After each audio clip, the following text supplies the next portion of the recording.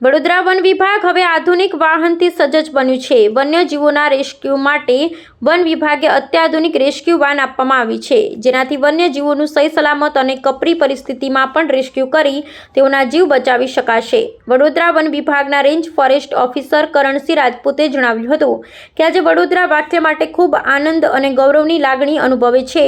આજે વન્યજીવ સુરક્ષા કેન્દ્ર ખાતે રેસ્ક્યુ વાન મળેલ છે, જેનાથી અમે જે વન્યજીવો બહાર આવી જતા હોય છે, ખાસ કરીને જેવા કે દીપડા અને મોટા વન્યજીવ આવી જાય તેનું તાત્કાલિક રેસ્ક્યુ કરી શકાશે।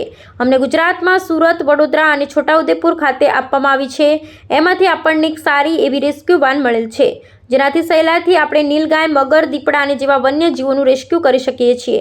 આ ગાડીમાં 360 ડિગ્રી કેમેરા, સારી એવી લાઇટ આપેલી છે। બીજું કે હાઇડ્રોલિક ગાડીની પાછળથી રેસ્ક્યુ કરવા માટે હાઇડ્રોલિક જેક આપેલા છે, તેમજ કૂવામાંથી પણ રેસ્ક્યુ કરવા હોય તો એક સારી એવી મોટર રાખેલી છે અને ગાડીને સંપૂર્ણ વોશ કરી શકાય તે માટે એક સ્પ્રે પણ આપવામાં આવ્યો છે। સંપૂર્ણ ગાડીનું કેબિન પણ સારું છે, ગમે તેવા રસ્તા પર ચાલી શકે એવી ગુજરાત સરકાર તરફથી અમને મળેલ છે। તે બદલ વડોદરા વન વિભાગ, સામાજિક વનીકરણ વિભાગ તરફથી સરકારનો હું આભાર માનું છું। આજે વડોદરા વાસીઓ માટે ખૂબ આનંદની અને ગૌરવની લાગણી અનુભવીએ છીએ।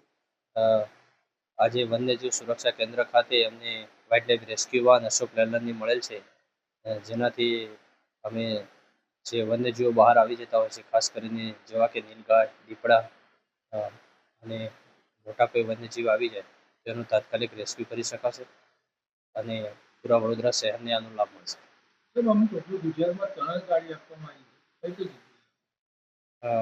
અમને ગુજરાતમાં સુરત, વડોદરા અને છોટાઉદેપુર ખાતે આપવામાં આવી છે, એમાંથી આપણને એક સારી એવી રેસ્ક્યુ વાન મળેલ છે, જેનાથી સહેલાઈથી આપણે નીલગાય, દીપડા અને મગર જેવા વન્યજીવોને રેસ્ક્યુ કરી શકીશું।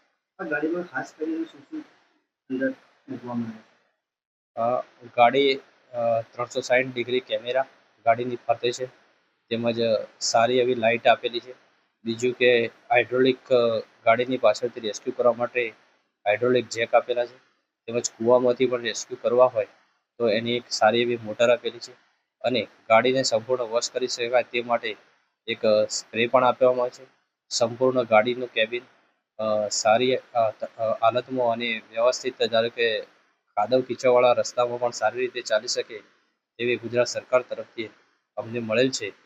એ બદલ વડોદરા વન વિભાગ, સામાજિક વનીકરણ વતી હું ગુજરાત સરકારનો આભાર વ્યક્ત કરું છું। હું range forest officer Karansinh Rajput, Vadodara.